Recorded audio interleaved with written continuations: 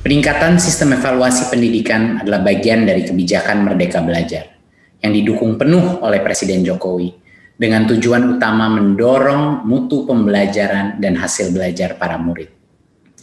Untuk itu Kemendikbud mengeluarkan kebijakan asesmen nasional yang dirancang tidak hanya sebagai pengganti ujian nasional dan ujian sekolah berstandar nasional, tetapi sebagai penanda perubahan paradigma tentang evaluasi pendidikan.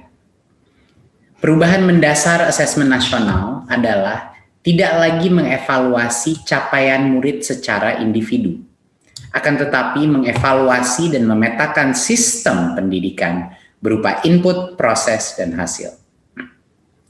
Potret layanan dan kinerja setiap sekolah dari hasil asesmen nasional ini kemudian menjadi cermin untuk kita bersama-sama melakukan refleksi, mempercepat perbaikan mutu pendidikan Indonesia. Asesmen nasional terdiri dari 3 bagian, yaitu pertama, asesmen kompetensi minimum atau AKM. Kedua, yaitu survei karakter. Dan yang ketiga adalah survei lingkungan belajar. Asesmen kompetensi minimum atau AKM dirancang untuk mengukur capaian murid dari hasil belajar kognitif, yaitu literasi dan numerasi. Kedua aspek kompetensi minimum ini menjadi syarat bagi murid untuk berkontribusi di dalam masyarakat, terlepas dari bidang kerja dan karir yang ingin mereka tekuni di masa depan. Fokus kepada kemampuan literasi dan numerasi tidak kemudian mengecilkan arti penting mata pelajaran, karena justru membantu murid mempelajari bidang ilmu lain, terutama untuk berpikir dan mencerna informasi dalam bentuk tertulis dan dalam bentuk angka atau secara kuantitatif. Jadinya kemampuan literasi dan numerasi adalah kemampuan yang akan berdampak kepada semua mata pelajaran yang diajarkan dan dipelajari oleh murid-murid kita.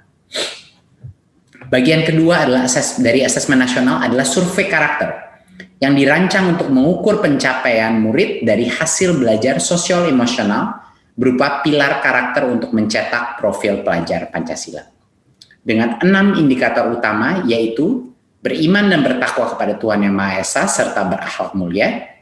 Kedua, kebinekaan global. Ketiga, kemandirian. Keempat, gotong royong. Kelima, bernalar kritis. Dan yang keenam, kreativitas. Bagian ketiga dari asesmen nasional adalah survei lingkungan belajar untuk mengevaluasi dan memetakan aspek pendukung kualitas pembelajaran di lingkungan sekolah. Asesmen nasional pada tahun 2021 dilakukan sebagai pemetaan dasar, baseline, dari kualitas pendidikan yang nyata di lapangan. Sehingga tidak ada konsekuensi bagi sekolah maupun murid. Kemendikbud juga akan membantu sekolah dan dinas pendidikan dengan cara menyediakan laporan hasil asesmen yang menjelaskan profil, kekuatan, dan area perbaikan di tiap sekolah dan daerah.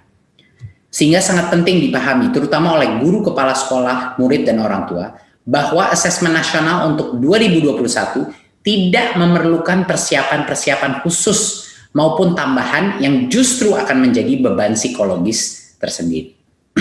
Tidak usah cemas, tidak perlu bimbel khusus untuk asesmen nasional. Untuk itu, mari kita semua bersama-sama mendukung pelaksanaan asesmen nasional mulai tahun 2021 sebagai bagian dari reformasi pendidikan